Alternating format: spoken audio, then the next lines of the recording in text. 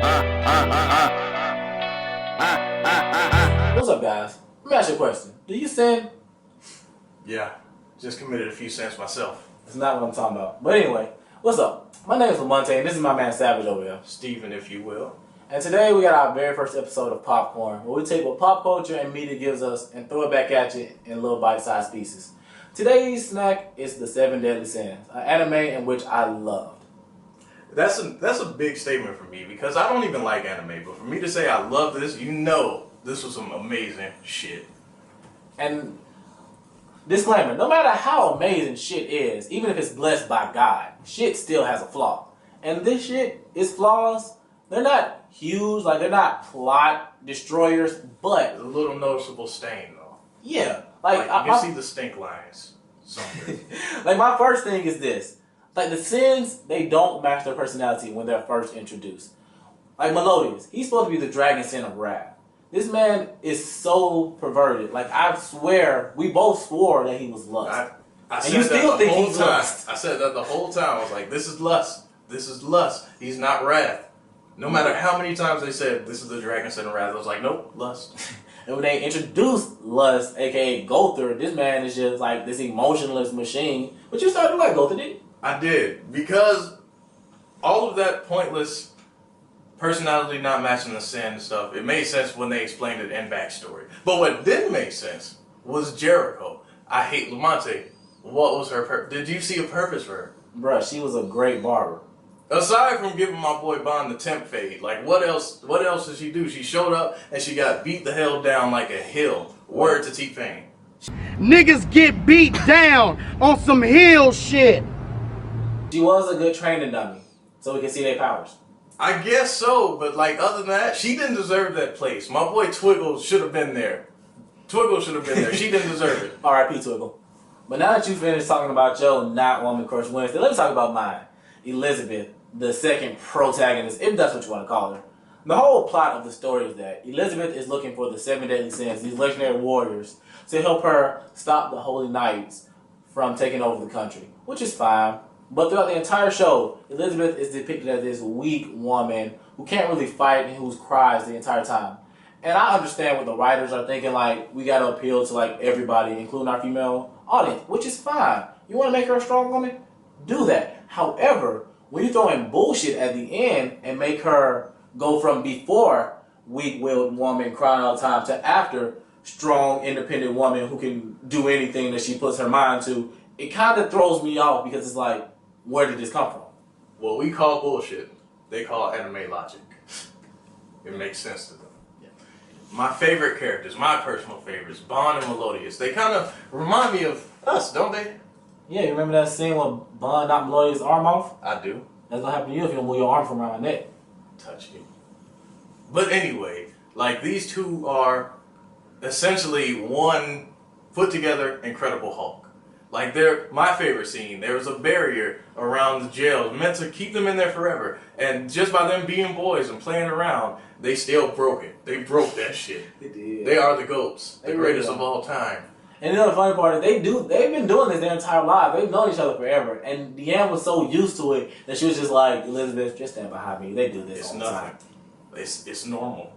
But my favorite scene, hands down, was when they found Hendrickson's secret magical laboratory where they found his red demon that gave all the new generation their powers. So Bond sees the red demon and he's like, wait, I killed that motherfucker. And this is your trump card? Get out of here. Side question for my fellas and women, depending on what your preference is, we don't judge. If a giant shrinks down to your level and says, this is the promised land, come get a slice, do you A, run away and bleed from the nose, B, put in your baseball glove and catch that shit. or C, pull the you're one of my dear comrades card? Me personally, I would have slipped on my baseball mitt and got to catching. Lamonte, what about you? B, baby. B all day. It's nothing. But of course, Melodious, I guess for the sake of the show, because they wanted Elizabeth to have a love interest, he said, see, you're one of my most favorite and valued comrades, so he ran away like a little boy. Okay. Let's talk about the last two big sins in the season 1. King and Gother. King, the sin of sloth. Gother, the sin of lust. King, he's the king of the fairies. King is an amazingly powerful character when he has his sacred weapon. Without it, he ain't shit. He really ain't. Like, and I'm still confused as to this fat boy transformation. Like, it's like 1 minute he's 12, the next minute, oh, boss. Now let me ask you a question. When you think of lust, when you think of loving something, are you emotionless? Are you just sitting there just like, it's whatever? Like, I actually shed a tear when I think about fried chicken. Really, nigga? Well, you're more lustful than Gothar is, because Gothar don't feel a damn thing. Gothar is just there, honestly.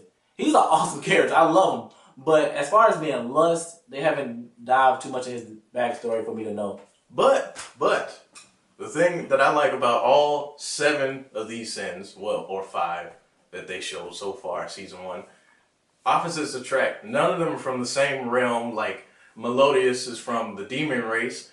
King is of the king of fairies. Bond is a human, an immortal human, so essentially Deadpool, because he gets his shit blown up all the time. But it works. It works for me. And back to what he was saying about that whole 5 sins. My thing is this, like, it's fine that you only showed 5 of them because you want to save the rest, like, big parts for season 2. However, you teased me with Merlin. You gave me a little tidbit. You showed me her. That's fine. But nothing with Pride. Not even a little dry lap dance. Like, come on. At least dip my fingers in the water.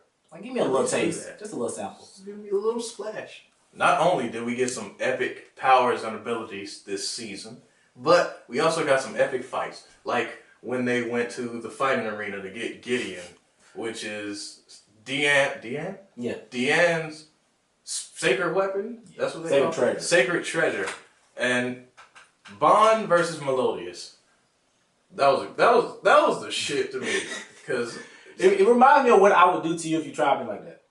alright, aside from that bullshit there, Melodious really showed them why he was the captain of these 7 deadly sins. Because he gave this man a pimp slap to Savannah. Don't get me wrong, Bond wasn't a slouch, but even though he ate those hits, he ate them. But Melodious, like he said, like that bitch slap was too much. It was too much to handle. His backhand was too strong. He wasn't ready. It's as simple as that. Thank you for watching that. That was our first episode of Popcorn on the 7 Deadly Sins. And if you want to watch it for yourself or even read it, it's on Netflix or you can go buy the manga. Me personally, I like to keep it simple, man. I'm just going to go watch it on Netflix when season 2 come out. I'm ignorant, so I don't read anyway. But thank you for watching. Rate that like button, subscribe, all of that. I'm about to go commit a few more sins. That's for good luck.